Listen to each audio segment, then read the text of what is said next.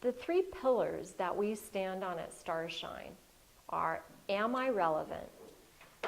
Am I significant? Am I lovable?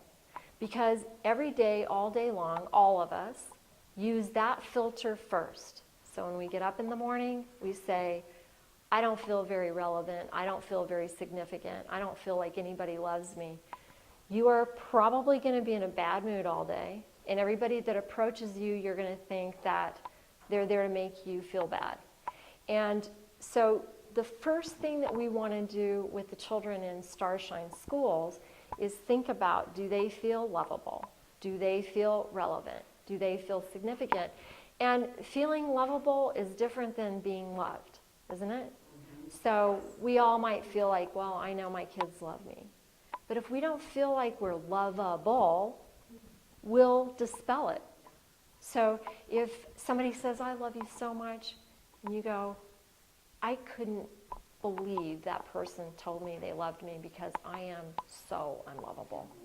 And you know how so many people carry so much baggage around, like, well, this happened to me when I was 5, or this happened to me when I was 10, and they don't get over it.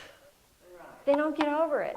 They put all this stuff in a bag like Santa Claus, and they carry it around with them day after day after day, and it doesn't matter if 100 people tell them that they're lovable. They don't feel like it on the inside. And until they get rid of that bag and decide that they have something to give forward, they're not going to feel lovable. So we spend a lot of time talking about how can we help the kids feel significant, but not overindulge them. Because we also don't want to raise bratty kids, right? So I have to tell you what happened yesterday at StarShine. This is about, am I relevant, am I significant, am I lovable? It was like loud and clear. So I'm walking across the campus, and we'll walk around a little bit. And a mom walks in, and she's struggling. She's got 3 giant pizzas, and she's got a little bitty 2-year-old stuck onto her leg like this, and she's dragging that one in, and she's holding the pizza boxes. And I thought, wow, I wonder what she's doing. And she hollers to me, excuse me, do you know where the 8th grade is? And I said, sure. I said, are you bringing pizza to your child, or what's going on? I mean, are you the pizza delivery person?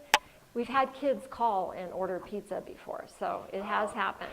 And so she said, well, I'm bringing pizza to my daughter, and I said, and her friends, and I said, oh, it must be, is it her birthday? And she said, no, she told me that she doesn't like the healthy food that you guys serve, and that on my day off, I need to bring her and her friends something good to eat. So I brought the pizza. This woman works 6 days a week. She doesn't have any money, this woman. And she bought 3 huge pizzas. I said, how old is your daughter? And she said, 13. And I said, okay, we're going to have a little experience here.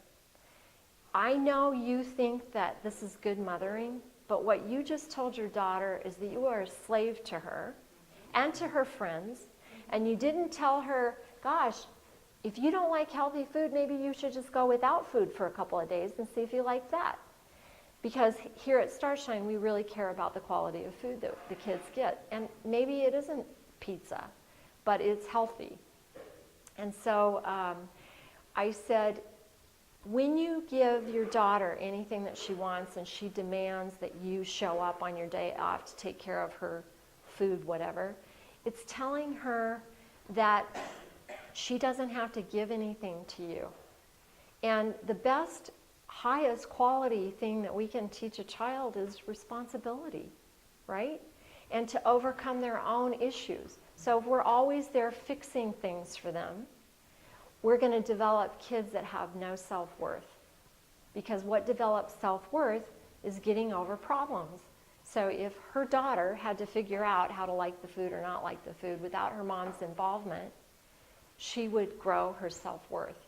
But what we do as parents and as teachers, by always doing everything for the kids and always making them feel like they're the center of attention, we really take away their own ability to feel good about themselves.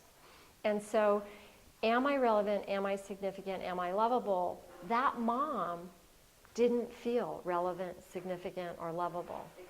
So that's right, exactly. So her daughter picked up on that and said, oh, goody, I can make you feel lovable and significant and relevant. You go buy me some pizzas.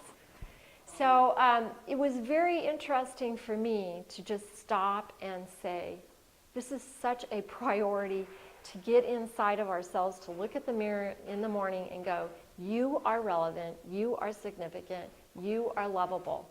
And you're not going to look for anybody else to tell you that. You're going to get it from the inside. And you're going to tell yourself that every hour on the hour.